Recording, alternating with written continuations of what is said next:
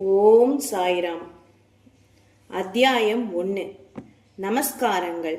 பாபா கோதுமை மாவு அரைத்த நிகழ்ச்சியும் அதன் தத்துவ உட்கருத்தும் புராதனமானதும் மிக்க மரியாதை உள்ளதுமான வழக்கத்தின்படி ஹேமத் பந்த் இந்த சாயி சச்சரிதத்தை பல்வேறு நமஸ்காரங்களுடன் எழுத ஆரம்பிக்கிறார்.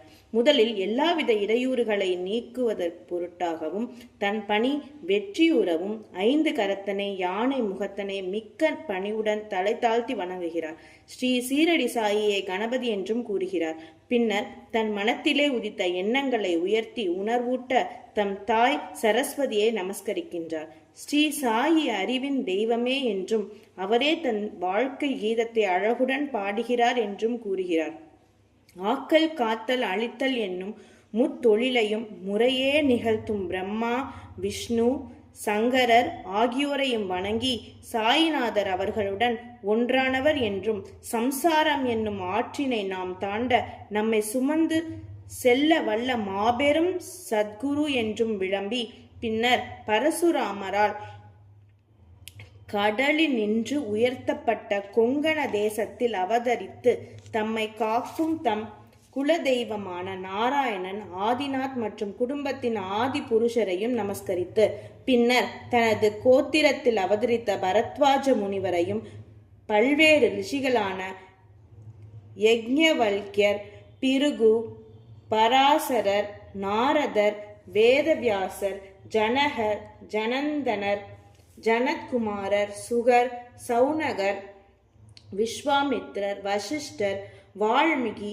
வாமதேவர், ஜைமினி, வைசம்பாயனர், நவயோகீந்திரர் முதலியோரையும் நவீன மகான்களாகிய நிவ்ருத்தி, ஞானதேவர், சோபான், முக்தாபாய், ஜனார்த்தனர், ஏக்நாத், நாமதேவர், துக்காராம், கனகர், நரஹரி முதலானோரையும் பணிந்து தலை வணங்கி பிறகு தனது தாத்தாவான சதாசிவரையும் தகப்பனாரான ரகுநாதரையும் தம் இளம் வயதில் மறைந்த அன்னை மற்றும் அவரை வளர்த்த அத்தை, அன்பிற்குரிய அண்ணன் ஆகியோரையும் வணங்கி பின்னர் படிப்பவர்களை வணங்கி தமது பணிக்கு முழு அன்பையும் சிதையாத கவனத்தையும் கொடுத்தருள வேண்டிக் கொண்டு கடைசியாக தனது ஒரே அடைக்கலமும் பிரம்மமே மெய்ப்பொருள், பாரனைத்தும் மாயத்தோற்றம் என்று தனக்கு உணர்விக்கின்ற ஸ்ரீ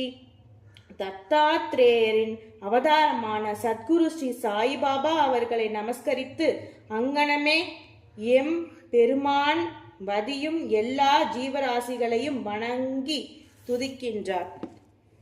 பராசரர், வியாசர், சாண்டில்யர் முதலியோரது கருத்தின்படி பக்தியால் பலகாலும் துதித்தவற்றை சுருக்கமாக கூறிய பின்பு ஆசிரியர் பின்வரும் நிகழ்ச்சியை விவரிக்கிறார்.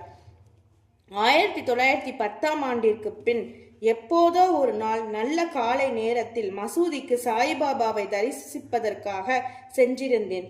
பின்வரும் நிகழ்ச்சியை கண்ட நான் ஆச்சரியத்தால் தாக்கப்பட்டேன். தமது முகம், வாய் இவற்றை கழுவிய பின்பு சாய்பாபா கோதுமை மாவு அரைக்க தயார்படுவதில் முனைந்தார். ஒரு சாக்கை தரையில் விரித்து அதன் மேல் திருகையை வைத்தார். பின்பு முரத்தில் கொஞ்சம் கோதுமையை எடுத்து தம் கஃபுனியின் கைகளை மடக்கி விட்டு கொண்டு கையளவு கோதுமையை திருகை குழியில் இட்டார். திருகையை சுற்றி கோதுமையை அரைக்கத் தொடங்கினார். பிச்சை எடுத்து வாழ்ந்து எவ்வித உடைமையும் சேமிப்பும் மற்ற இவர் கோதுமை மாவு அரைக்க வேண்டிய அவசியம் என்ன என்றவாறு நினைத்தேன். அங்கு வந்த சிலரும் அவ்வாறே எண்ணினார்கள். ஆயின் ஒருவருக்கும் பாபா என்ன செய்கிறார் என்று கேட்க துணிவு வரவில்லை. பாபா மாவரைக்கும் இச்செய்தி உடனே கிராமத்தில் பரவி ஆண்களும் பெண்களும் பாபாவின் செய்கையை காண பெருந்திரளாக மசூதிக்கு வந்தனர். கூட்டத்தில் இருந்த தைரியமுள்ள 4 பெண்மணிகள் வழிய நுழைந்து பாபாவை ஒரு புறம் ஒதுக்கிவிட்டு திருகையின் கைப்பிடியை பற்றி பாபாவின் லீலைகளை பாடியவாறு மாவரைக்க தொடங்கினர். முதலில் பாபா கடுங்கோபம் அடைந்தார். ஆயின் அந்த பெண்மணிகளின் அன்பையும் பக்தியையும் கண்டு மிக்க சந்தோஷம் அடைந்து புன்னகை புரியலானார். அவர்கள் அவ்வாறு அரைத்து கொண்டிருக்கையில் பாபாவுக்கு வீடோ பிள்ளைகளோ அன்றி அவரை கவனிக்க யாருமே இல்லை. யாதனாலும் அவர் பிச்சை எடுத்து வாழ்ந்தாராதலாலும் அவருக்கு ரொட்டி செய்ய கோதுமை மாவு தேவை இருக்கவில்லை. எனவே இவ்வளவு அதிகமான மாவை என்ன செய்வார்? ஒருவேளை பாபா அன்பாய் இருக்கும் காரணத்தால் இம்மாவை நமக்கு பகிர்ந்து கொடுத்து விடுவார் என்றவாறு எண்ணமிட்டபடி பாடியவாறே அரைத்து முடித்து திருகையை ஓரத்தில் நகர்த்திவிட்டு கோதுமை மாவை 4 பிரிவாக பிரித்து ஆளுக்கு ஒவ்வொரு பகுதியாக எடுத்துக்கொள்ள தொடங்கினார்கள். இதுவரை அமைதியாகவும் அடக்கமாகவும் இருந்த பாபா கோபமடைந்து, பெண்களே, உங்களுக்கு பைத்தியம் பிடித்து விட்டதா? யாருடைய அப்பன் வீட்டு பொருளை இவ்வாறு அபகரிக்கிறீர்கள்? நீங்கள் தடங்களின்றி மாவை எடுத்து செல்வதற்கு நான் முன்னம் உங்களிடம் கடன் பட்டிருக்கிறேனா என்ன? தயவு செய்து இப்போது இதை செய்யுங்கள். இம்மாவை எடுத்து சென்று கிராம எல்லைகளில் கொட்டிவிட்டு வாருங்கள் என்றார். இதை கேட்ட பின் அவர்கள் வெட்கமடைந்து தமக்குள் ஏதோ முணுமுணுத்து கொண்டு கிராம எல்லைக்கு சென்று பாபா குறிப்பிட்டபடி அங்கே மாவை பரப்பிவிட்டார்கள். பாபா செய்த இவைகள் எல்லாம் என்னவென்று ஷீரடி மக்களை வினாவினேன். காலரா நோய் கிராமத்தில் பரவிக்கொண்டு இருப்பதாலும் அது அதையே எதிர்க்க பாபாவின் பரிகாரமாகும் என்றும் கூறினர்.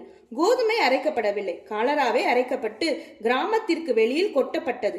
இந்நிகழ்ச்சியின் பின்னர் காலரா மறைந்து கிராம மக்கள் மகிழ்ச்சியுற்றனர். நானும் இவற்றையெல்லாம் அறிந்து கொண்டதில் மிக்க மகிழ்ச்சி அடைந்தேன். ஆனால் அதே சமயம் எனக்கு ஆச்சரியம் விளைந்தது. காலராவுக்கும் கோதுமை மாவுக்கும் பூ உலகில் உள்ள ஒற்றுமையாது?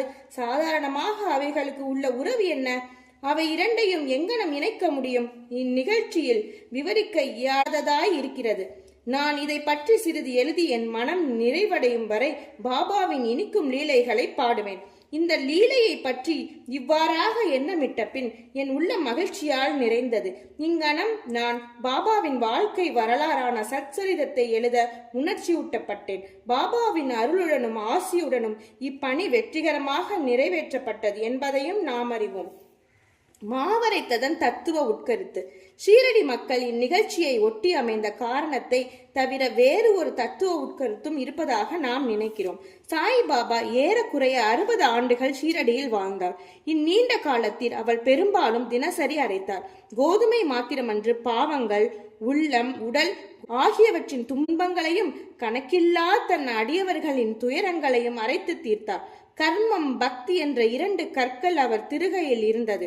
முன்னது கீழ்கல்லாகும், பின்னது மேற்கல்லாகும். பாபா பிடித்து அரைத்த கைப்பிடி ஞானமாகும்.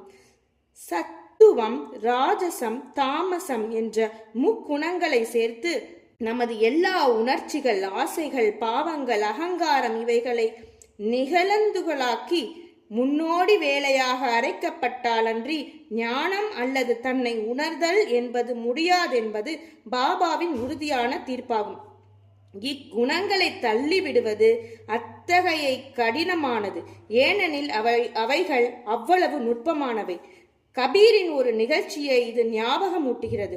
ஒரு பெண்மணி சோளத்தை அரைத்து கொண்டிருப்பதை பார்த்துவிட்டு அவர் தன் குரு நிபத்நிரஞ்சனரிடம், திருகையில் இடப்பட்ட சோளத்தை போன்று இவ்வுலக வாழ்க்கை என்னும் திருகையாலே நசுக்கப்படும் போது நான் அஞ்சுவதனால் அழுகிறேன் என்று கூறினான்.